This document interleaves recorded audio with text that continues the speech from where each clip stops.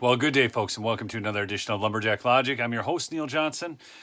You know, usually I'd say I'm excited to be with you and share the news, but this is a sad day. It really is for Canada. I'm going to share in this, you're going to see 3 clips, okay? You're going to see Trudeau, and he's going to say that he talked to the premiers and he talked to the opposition leaders, and you're going to see 2 of those people respond.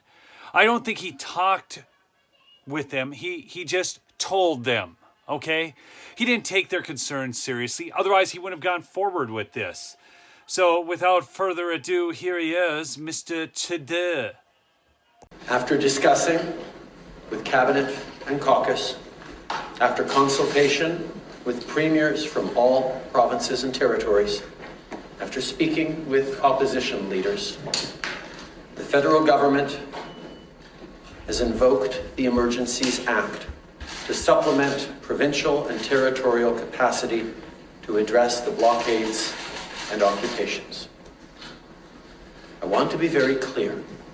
The scope of these measures will be time-limited, geographically targeted, as well as reasonable and proportionate to the threats they are meant to address.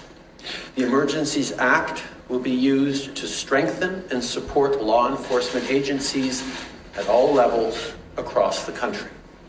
This is about keeping Canadians safe, protecting people's jobs, and restoring confidence in our institutions. All right, now you're going to hear from Pierre Poilievre, and he is going to, talk a little bit about really what Trudeau was after is saving his political future, which is obviously true. He's trying to look tough. He's created a crisis. It's a crisis of his own making. It would be so easy to rectify this situation if he simply listened to the people that he is supposed to be serving. Instead, he is trying to lord power over them. One has to wonder why until they find out about the Stu Peters episode from the other day, which if you haven't checked out, you need to. Justin Trudeau has caused a political emergency. While the rest of the world and provinces across Canada are beginning to remove restrictions and mandates, Justin Trudeau decided to pile new ones on, targeting truckers' livelihoods. And now he's got protests right around the country. And now he's dropping in the polls, desperately trying to save his political career and save face for himself. The solution is staring him in the face. All he has to do is listen to the experts, do what other countries are doing, and that is to eliminate these mandates and restrictions to let the protesters, including the truckers, go back to their jobs and their lives. And speaking about the protests, I'll repeat to you what I told the very first time the media asked me about them.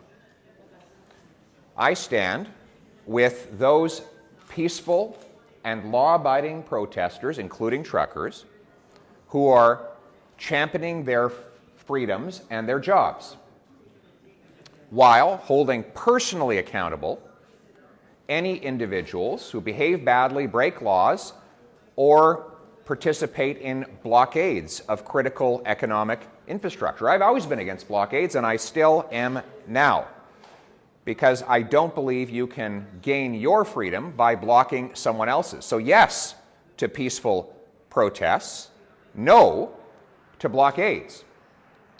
And you know how we can put an end to both of them, though? It's real simple. Listen to the science. Do what the other provinces and the other countries are doing. That is to end the mandates and the restrictions so the protesters can get back to their lives and their jobs. And now we're going to hear from the Premier of Quebec again. If Trudeau had been listening to these people, he wouldn't have gone forward with this. And sadly, they cannot even, the Liberal Party and the New Democratic Party, NDP, in Canada cannot even come to vote on a resolution to come up with a timeline to end these erroneous, egregious, overreaching, overarching mandates that go against every single piece of the Canadian Charter of Rights. I was very clear with the Prime Minister that the Federal Emergency Act must not apply in Quebec. I think we don't need it. So far, we were able with the Sûreté du Québec to keep control. And I think that at this moment, it would not help the social climate. There's a lot of pressure right now, and I think we have to be careful. Part of the population won't that we move forward. So I think we have to be very careful, and I don't think we need it in Quebec. Do you think that would be a polarizing measure for the people of Quebec? I think it wouldn't help for the polarization. Right now, a part of the population understand and agree with the measures. Another part of the population disagree. So it's about time we put all Quebecers together. Hey, well, there you go, folks. This is what we're dealing with in Canada, what the Canadians have to deal with. I pray for you people. I do want to let you know I am going to be doing a special show over on Odyssey. There will be a link on my locals page if you want to come join that. It's going to be a little too hot for this platform, so go over to my locals platform. You can check that out and join me. I'm going to be with a longtime friend and former YouTuber. Yes, he's not able to be over here anymore.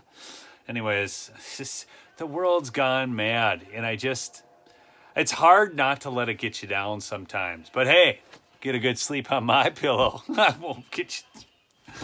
Seriously, man. It's how I keep the show going. Mike Lindell's doing a great thing. He's bringing up pillows to the truckers, although I don't know how this new thing with Justin Trudeau, and I am going to start calling him that nonstop at this point, is going to change all that. Anyways, just remember, folks, I know this is hard to comprehend sometimes, that people are this evil, this overreaching, and it really is. At this point, it's just evil on display. Okay, but we've seen it on display in many ways, shapes, and forms over the course of history, and certainly even in recent history. When people can determine that babies should be killed in the womb, that is the height of evil. Take the most innocent among us and do those types of things. It's appalling, quite frankly. I don't know why more people don't get concerned about that. What about, what's happening to some of the J6 prisoners down here? I've covered that. We have people who have such a love